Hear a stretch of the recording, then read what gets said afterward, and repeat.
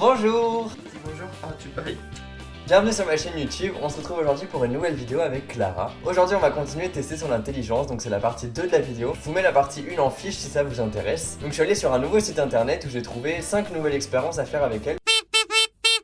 Il nous faut 2 bols différents. Dans un bol on va mettre plus de friandises que dans l'autre et on va les faire tomber une par une. Et en fait si le chien sait compter, il va s'orienter tout seul vers le bol où on a mis le plus de friandises. Assise.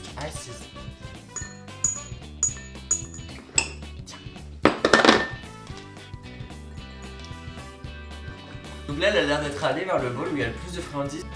Comme il disait sur internet, il faut faire plein de fois l'expérience pour vérifier que ce soit pas un hasard et qu'elle n'aille pas directement vers le bon bol. Donc j'ai essayé plusieurs fois et en fait elle va toujours vers le bol de droite, donc qui est à sa gauche.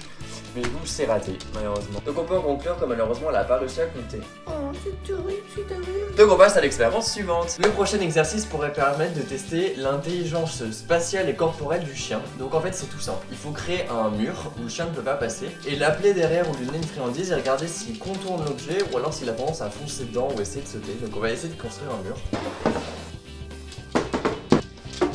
J'ai construit une espèce de muraille, donc j'ai mis des chaises, des canapés... n'importe quoi. On va l'appeler avec une friandise de l'autre côté. Donc le but en fait c'est qu'elle passe par là parce qu'après le pouf il n'y a plus rien. Mais tout ce côté là il est fermé donc on va essayer ça. Donc je vais de ce côté là, elle est là-bas. Oh, waouh, t'es intelligent. C'est absolument incroyable. On va essayer de faire l'inverse. They ask you how you are, you just have to say that you're fine when you're not really fine, but you just can't get into it because they would never understand. Bah en tout cas elle a carrément réussi l'expérience. On va essayer de faire ça à l'extérieur avec une espèce de clôture ou quelque chose de grand pour voir si c'était pas un hasard ou juste parce que c'était petit.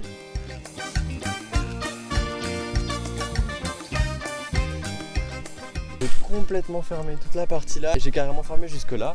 Et donc ce que je vais faire c'est que je vais me mettre juste là, je vais l'appeler là et voir si elle a le réflexe de faire tout le tour. Donc je vais chercher des friandises déjà.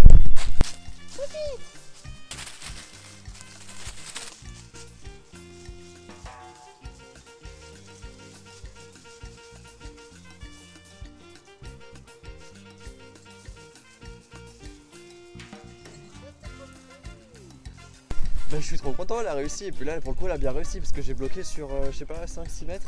Et voilà, bah on passe à l'expérience suivante. Oui. La prochaine expérience c'est pour savoir si notre chien est capable de reconnaître nos expressions faciales. Donc on va se mettre en face de lui en lui demandant de s'asseoir et on va lui sourire et voir comment il va réagir.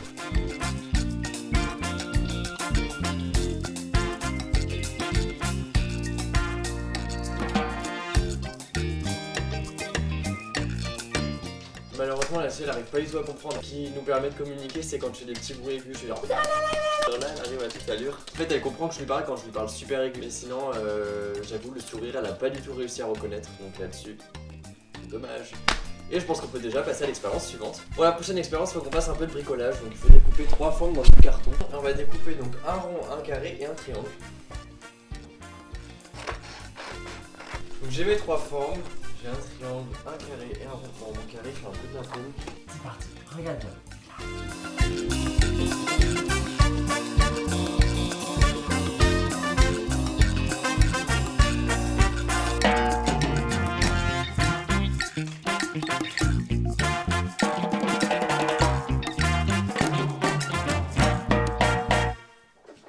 Encore une expérience de raté.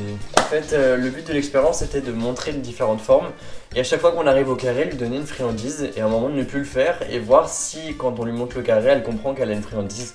C'est pas du tout le cas, elle m'a regardé comme ça. Enfin bref.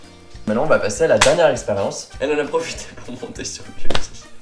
C'est une blague. Au final, c'est parfait qu'elle soit sur le lit parce que pour la dernière expérience, il faut l'appeler avec un autre mot que son prénom mais avec la même intonation. Donc quand j'appelle, c'est Clara. Et voir comment elle réagit. Patate ? Patate ? Elle s'est levée mais elle réagit pas plus que ça. Elle a compris que j'avais appelé je crois mais vu que je m'entende pas, elle réagit pas. Oh non. Patate ? Patate ? Ampoule ? Tu comprends pas ? Regardez qui y a derrière la fenêtre. Coton ? suis un peu mitigé en fait, parce que quand je l'appelle en disant tournevis, elle vient vers moi, mais je suis pas sûr qu'elle ait l'impression que je l'appelle. En fait, elle comprend que je lui parle parce que je lui parle toujours dans cette intonation, mais d'un autre côté, j'ai l'impression qu'elle a compris que je l'appelais pas. Enfin, c'est un peu complexe. Et voilà, en conclusion, on a fait en tout 5 tests et on a réussi que 1,5 parce que je lui accorde un demi-point pour le dernier test. Et je pense qu'on a fini le test et donc la vidéo. Merci beaucoup d'avoir regardé jusqu'ici. N'hésitez pas à mettre un pouce en l'air si la vidéo vous a plu. N'hésitez pas à vous abonner parce que ça me soutient beaucoup, ça me pousse à faire de nouvelles vidéos. À la semaine prochaine, vendredi 17h. Salut!